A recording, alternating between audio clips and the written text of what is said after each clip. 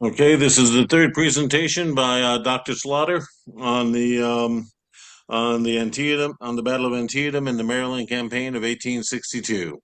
So we All will right. let him take the floor. Let me see. Can you see my? Yes, we can. Okay. Let me get it straight. I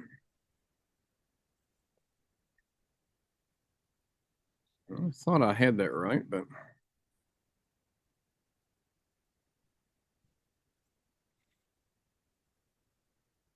let's see. Which button is it? Can you see the full screen or just the? We see the full screen. So I see your slides. I see a list of slides down on the All left-hand right. side, and I see some pictures on the right. I needed. That should be okay.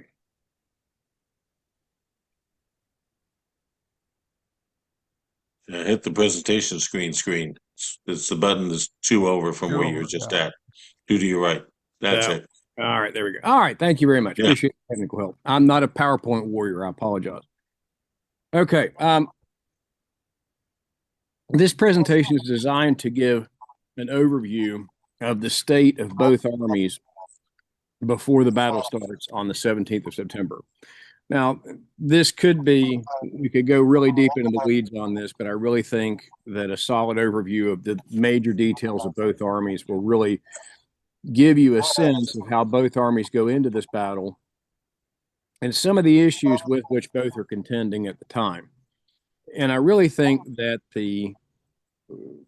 we often don't look at this with enough detail when considering, especially well, any battle, but really battles during the American Civil War. So, okay, Antietam and the Maryland campaign comes at the end of a long, active campaigning season. 1862 is really a tumultuous year for more reasons than one, not only in the East but in the West.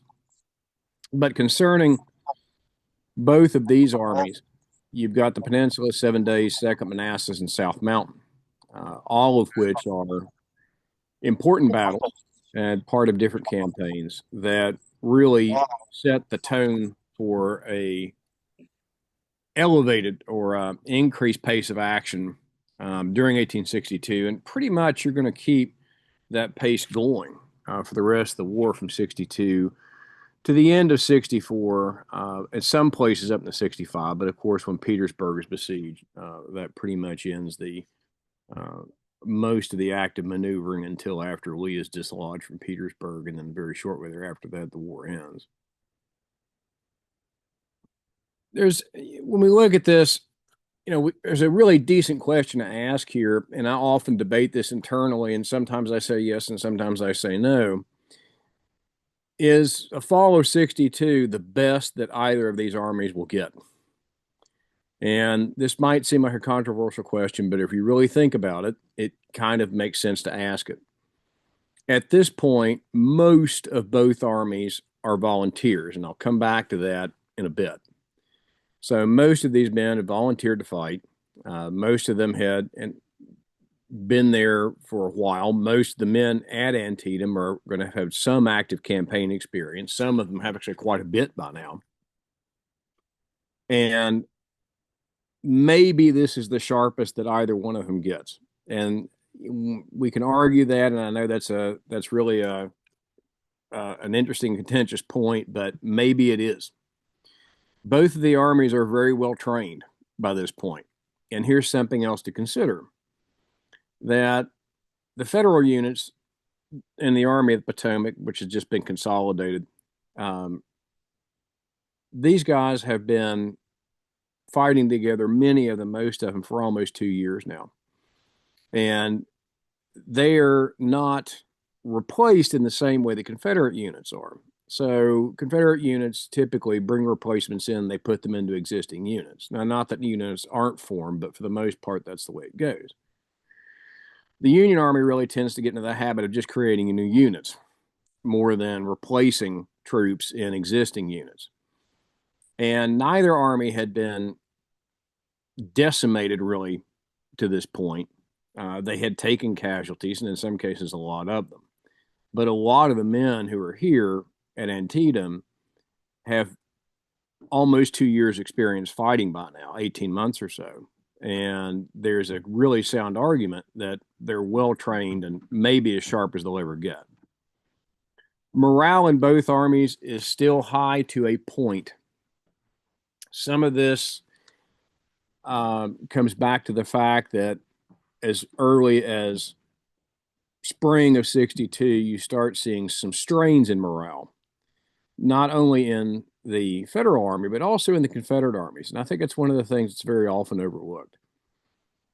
There's no doubt that the Army of Northern Virginia, as an institution, had generally high morale pretty much throughout the war. Arguably, until Petersburg, morale is still very high. I think at Petersburg, you can start to see that kind of crack a lot, basically due to the just look at the numbers of desertion, where Lee's army is just bleeding, hundreds, if not thousands of men on some days. But the big adventure that both sides said would take a year, 6 months, 6 weeks, whatever, was obviously a much bigger adventure than some of these people wanted to sign on for. And especially with the Federal Army, you're getting a problem of a lot of the volunteers who signed 12-month papers or 18-month papers or 2-year papers. A lot of them who'd signed 6-month papers are already gone.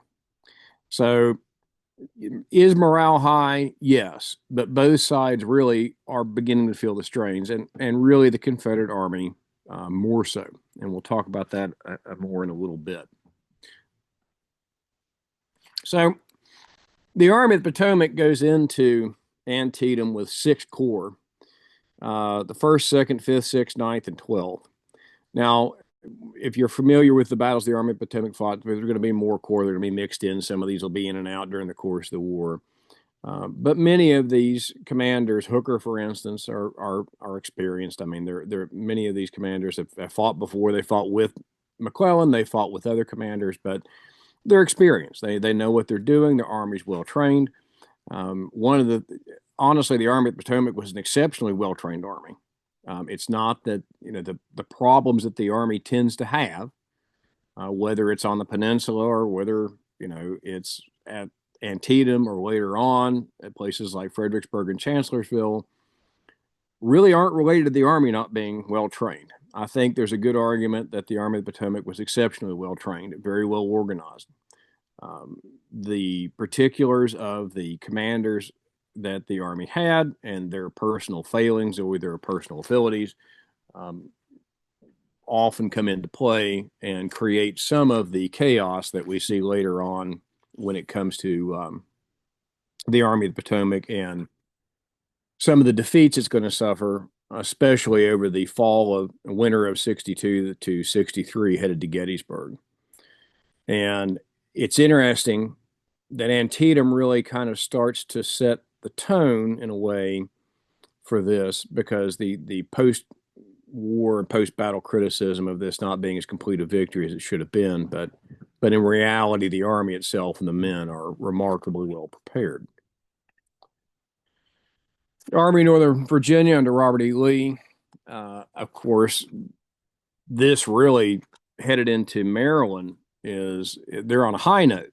The summer had been very successful for them, especially after Lee takes over. Jackson on his own had had a tremendously successful and popular campaign in the Valley, and Longstreet had been an excellent commander, arguably, depending on your point of view, really in some ways Lee's best throughout the course of the war. But the Army was also very well officered otherwise. You've got people like A.P. Hill, Hood, and McLaws, who are good officers and who continue to be good officers up to a point. Some of them get promoted beyond their ability later in the war, but are very good commanding at points. Their brigades, for instance, and the regiments earlier than that. So you've got a sound officer corps here as well. Most of these people who are fighting for Lee or under Lee at this point will go on to have substantial reputations after the war. Longstreet, of course, because it's kind of besmirched after the war, which is unfortunate. But again, solid leadership on the side of the Army of Northern Virginia as well. Now, we get into orders of battle, and I want to say something kind of right off the bat because I always get a little bit, I don't know how to say it. I don't want to say nervous, but I'm always uncertain when I start quoting numbers. And the reason being is because I don't care if it's the American Civil War or World War II. I've always found many reasons to question whatever numbers I'm looking at. So if you're looking for anything exact, you can find different estimates and different numbers and different tallies, regimental returns, casualty returns, all of these different things. But it's easier to deal with round numbers that are approximate and very close to what we know to be accurate. Uh, the Army of Northern Virginia is going to go in with two corps under Jackson and Longstreet and about 40,000 men by the end of the battle, not in the beginning of the battle. There's going to be, most of them will manage to get there by the end of September 17th, but when the battle starts, many of them aren't. Jackson, of course, had retained control of a lot of his units from the valley. These are, again, well-disciplined units. They're very well trained. They've fought together for a long time, and again, under Longstreet, units that have performed well in battle, and under fire for a long time. About 40,000 men. Now, here's something that I really don't think gets much attention and deserves a lot more attention when it comes to Antietam. Lee is marching his army to death. And you can be mad at me for using a superlative like that, but the truth of the matter is that he is doing it. He was doing it rather. After the battle, and we'll talk some about the post-battle reports, Lee is complaining and almost really to the point to be blunt about it, he's whining about his army not staying together. But the problem is, he's marching his army so many miles during the course of the day during the Maryland campaign. Then they're seeing action and marching and counter marching in all these different directions. They're going in multiple directions at once and then expected to converge back on points when Lee sends the orders. And his men just can't keep up the pace. Now, Lee constantly complains about it, especially after the battle. But the point is, we're dealing with fairly good weather, warm to hot, actually. Some of these men are marching over 12 miles a day, 15 miles a day, some of them more than that on occasion, 20 miles. And let's be honest, let's take what we know in the modern era and apply it to what we're seeing happen in 1862. These men aren't getting enough water because at the time it was either inconvenient or notions of how much you can consume or should consume were antithetical to the health of the men. They aren't being well fed. They aren't the Army of Northern Virginia, the infantry are fairly well equipped as far as having muskets and, their stand of arms is good by this point, even though it's a very mixed thing. But his men just can't keep up. The stragglers are straggling because they're literally exhausted, not figuratively, not gee, I'm tired, but he's losing men because they literally can't do it.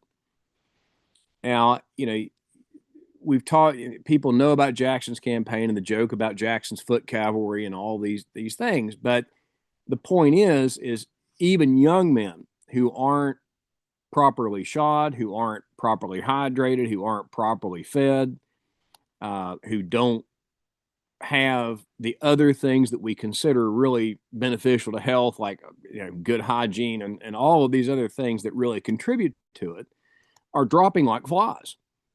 And Lee really starts to lose big chunks of his army after South Mountain due to stragglers.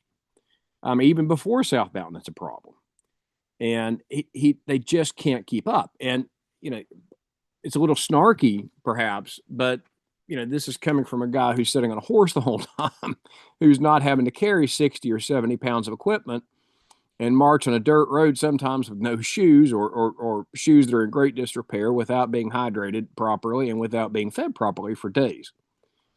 And that is a big issue because a lot of these men are going to go into this battle who, exhausted, and then some of the guys are trying to catch up. And what's going to happen is large chunks of Lee's army are going to kind of bleed in over the course of the evening and night, just having barely caught up with the army. I think it's a very well-known anecdote about Hood's men. You know, Hood's men get drawn in on the first day, and we go to the tour. I'll show you where they're at. You know, and they're doubly aggravated when they get sent into action because they had just sat down to cook and not had a thing to eat for 3 days. And this is a serious problem. Now, part of this also has to do with the Army of Northern Virginia's logistic problem. We'll talk about that in more detail in a few minutes. Army of Potomac, 6th Corps, about 65,000 men are going to be in play or could be put in play on September 17th. There are more men that are available, but they aren't going to be available on the 17th of September. And what we're going to see when we talk about the battle in detail and we do the battlefield tour is a lot of these men never make it into action. Now, that's, again, a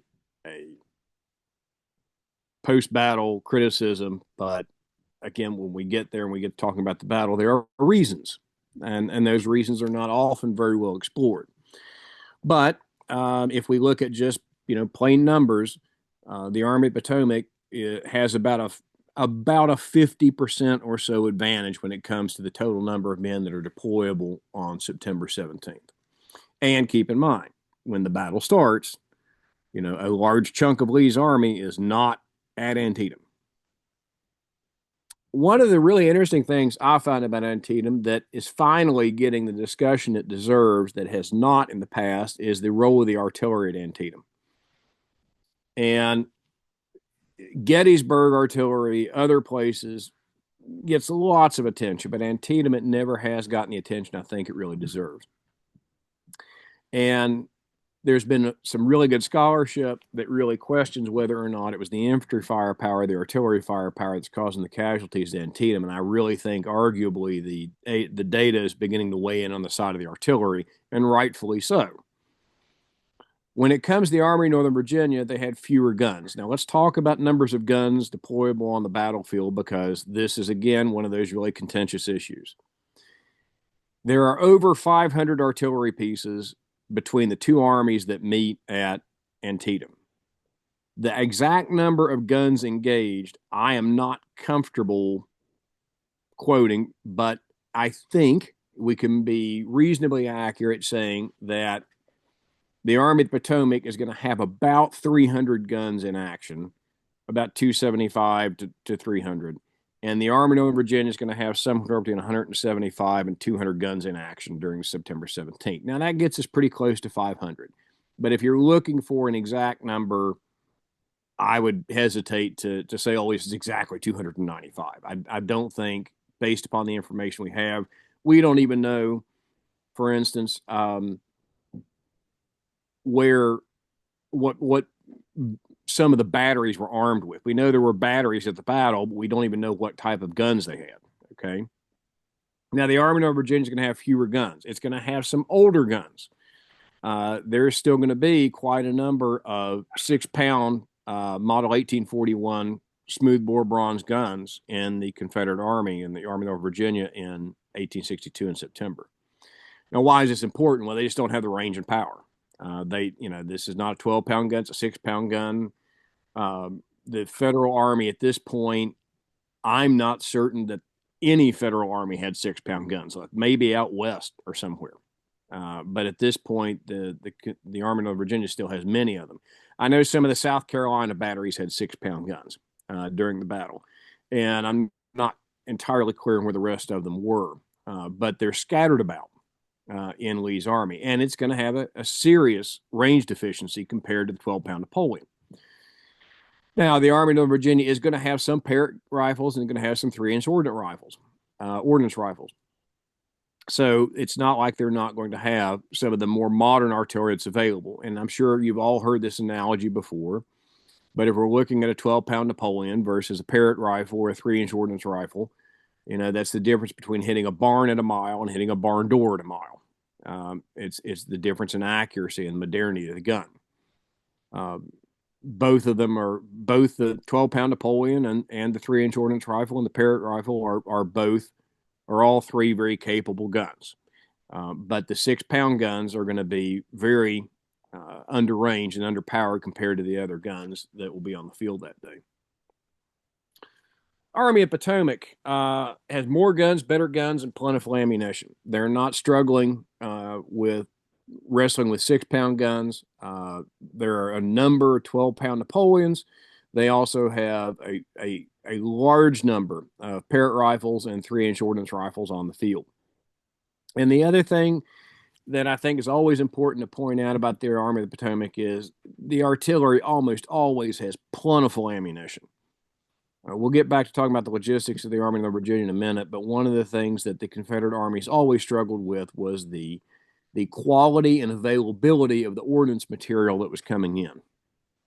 And the Federal armies, period, but the Army of the Potomac never really struggled with this. This was something that they always had in quantity and a good quality of ordnance as well. And it's just as important to understand that in addition to possessing the gun, it's the quality of the ammunition you put in the gun that makes a big difference. And those of you who are familiar with some of the more recent scholarship on Gettysburg and especially the barrage on the third day, no doubt have filled in some of the blanks already in your head on the importance of the quality of the ammunition. Army of Northern Virginia logistics.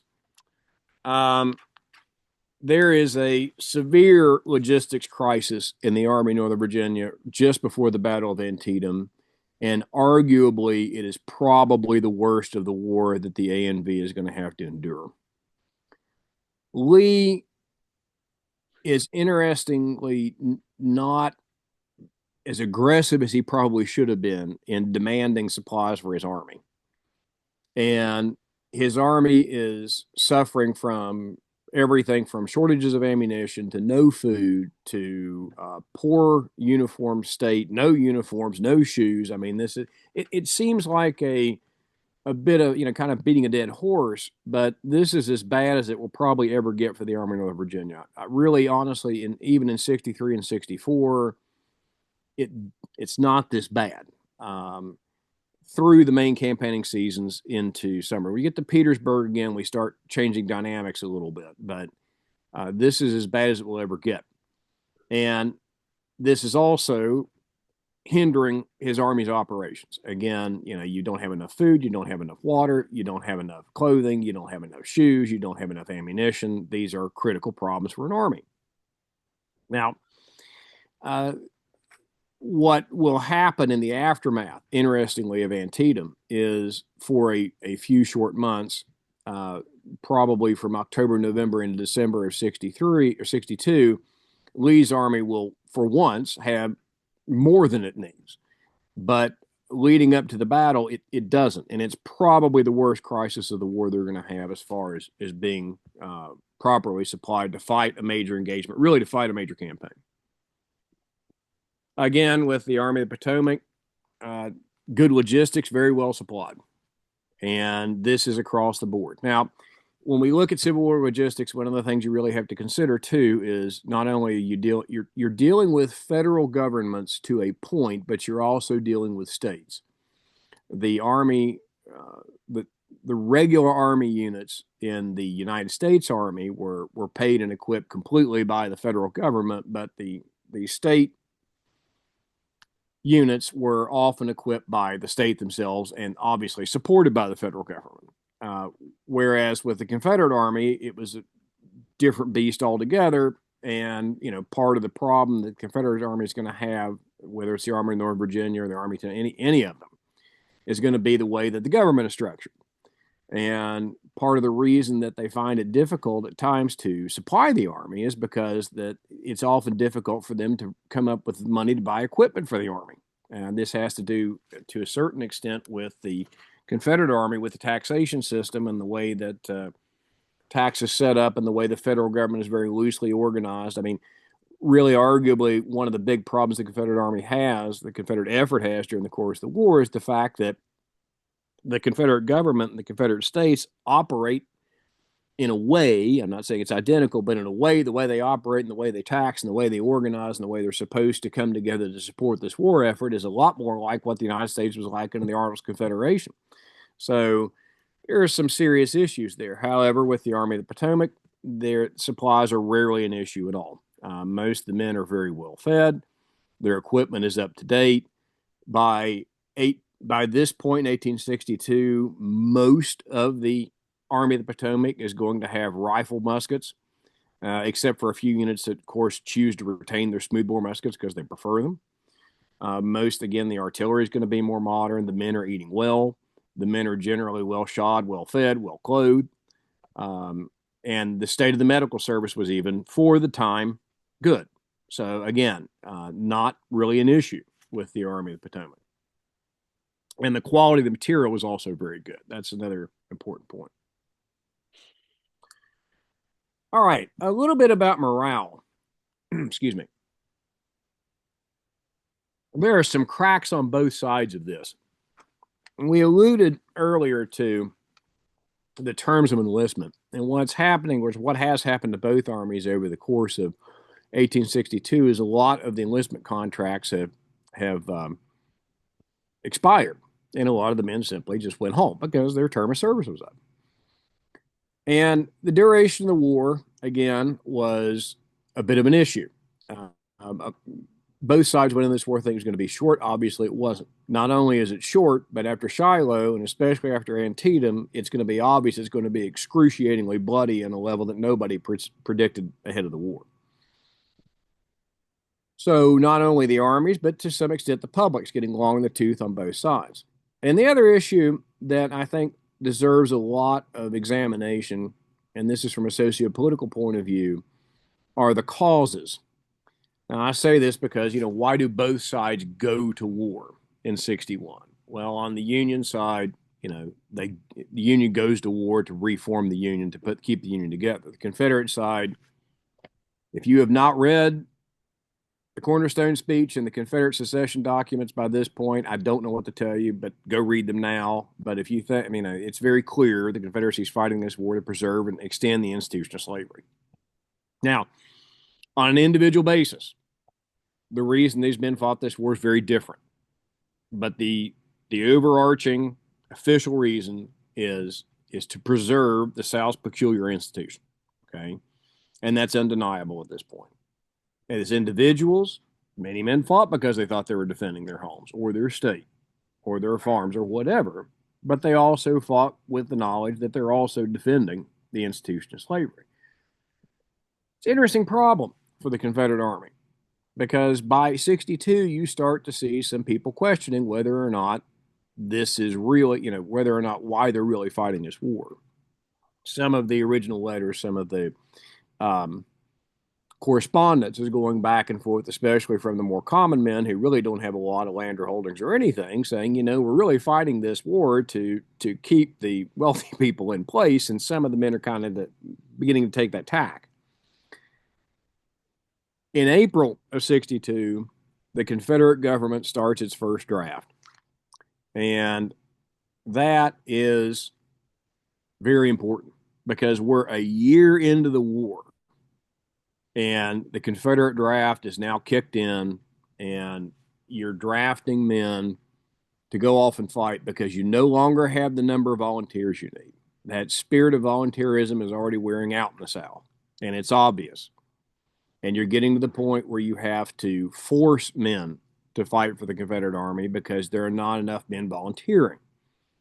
Now, when you are already basically grossly outnumbered, that presents certain problems. And the Confederate government did not hesitate, really, to initiate the draft and force men to enter the Confederate Army. The other problem is, and this is going to ruffle feathers too, that the terms of the draft are also very controversial. So men, men who lived on plantations that had over a certain number of slaves only had to send so many men to fight. You were allowed to keep others behind to basically stop the potential of servile insurrection. So again, this is going to kind of be needling to a lot of people in the South. That again, you've got a planter class that's very well established and very wealthy that in many cases are keeping a great many of their sons behind and not being sent off to war simply because it's the Confederate government feels that their place is to stay home and manage the slave population. So not very popular. And throughout the war, these sort of rifts are going to become worse. As a matter of fact, if you look at the long game of it, it gets pretty bad by 64, 65. And realistically, after the war, it's probably only really the lost cause mythology that really starts to tie those social ties back together because there begins to be an increasing amount of tension later on. So again, you know, by 6 months before Antietam, the Confederate Army is already having to force people to go in the Army simply because they don't have volunteers. Okay. Again, just to kind of give you an overview of this, both of these armies come in probably as far as their ability to fight, their head for the battle, as good as they'll ever get, arguably. The Confederate Army is suffering from poor logistics. Again, it's suffering from the fact that it's road weary and it's spread out. It's beginning to have some morale problems that are national. Not so many, as far as the Army of Northern Virginia itself goes, they're not losing tons of men to desertion. They're losing men to basically they're straggling. They can't keep up. So the Army is approaching Antietam, many of the men in a state of relative exhaustion. And it's very spread out. The Army of the Potomac's morale is pretty high. It's very well equipped. Its artillery is well equipped. The ordnance is well equipped. And the men are extremely well trained. In many cases, they're well led. They like their commander, and they're optimistic, especially after the victory at South Mountain, that they can beat Lee. Many of the men go into battle knowing they've got Lee pinned against a river, and they're looking forward to this fight. Now, what happens on September 17th, and we'll go over that in 2 or 3 phases, is very interesting. But this is the state that both armies are going into this battle in. And again, I admit, and I think all historians do this, there's a lot of stuff I left out, but this is a pretty good overview of the state of both armies prior to the 17th and the way they're going to approach the battlefield and conduct the fight. Thank you.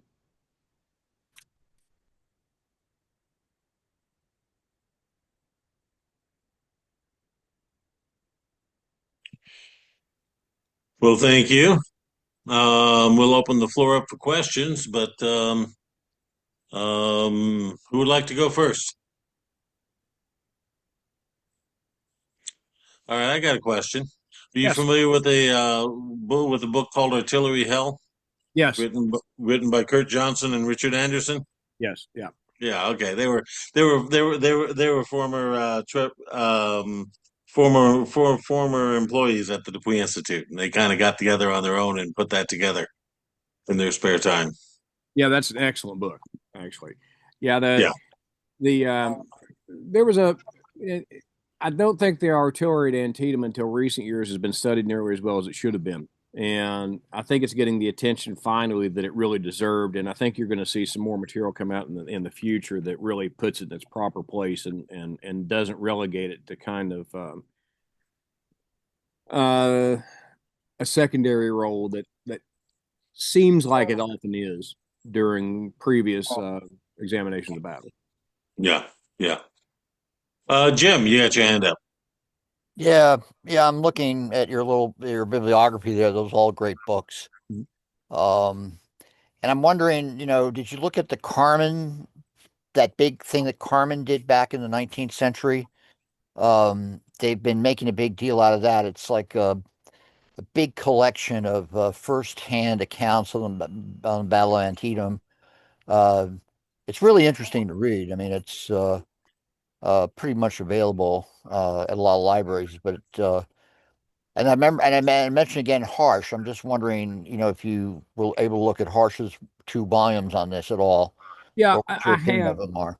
I'm familiar with both of those works, and um, I really this is kind of the standard running sources I've been using for all Yeah, these. sure, of course. Some of the I don't have access to either Harsh or Car. I'm familiar with Gotcha. them. I didn't use them for this work, um, but yeah, the I don't think you can underestimate the importance of primary sources. I love to see primary sources, but when I look at Civil War primary sources, I'm always like the cautionary tale I always have with them is when were they written?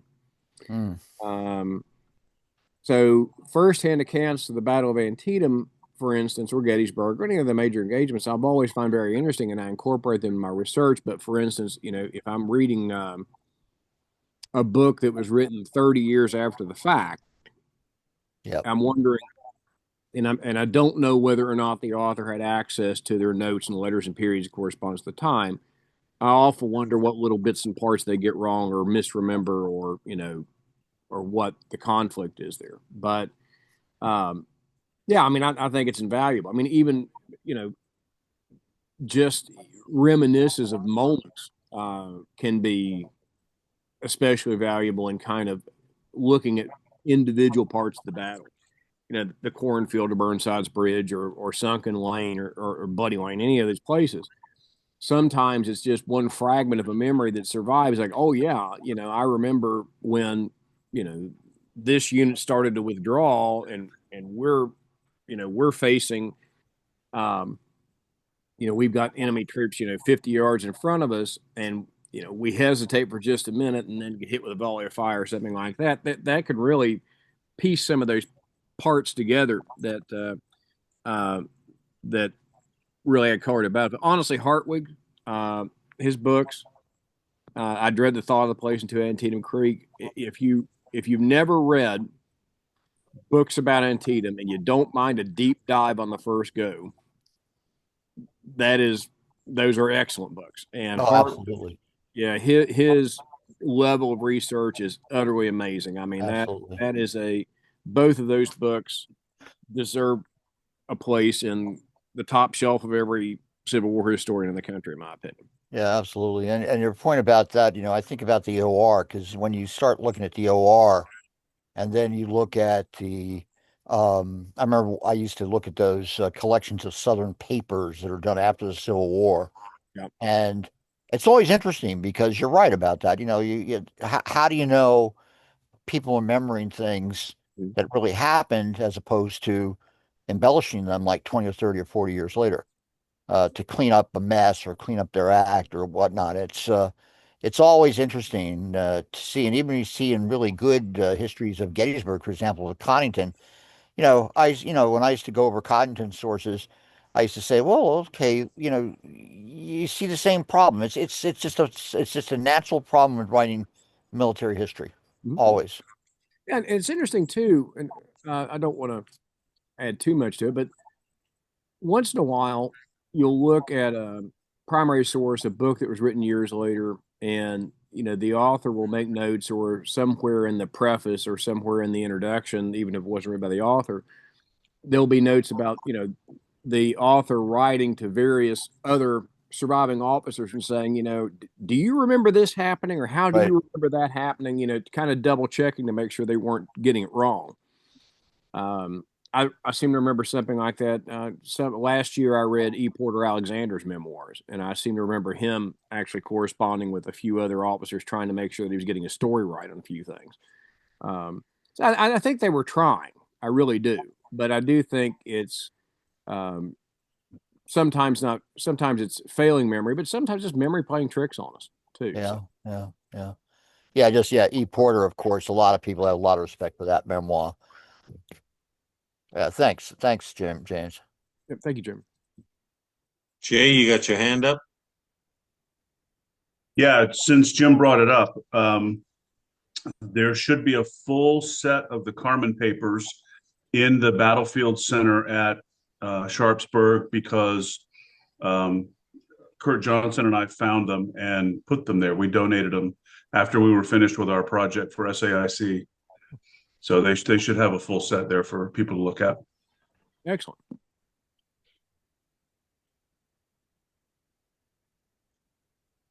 All right, next. Anyone have any other questions?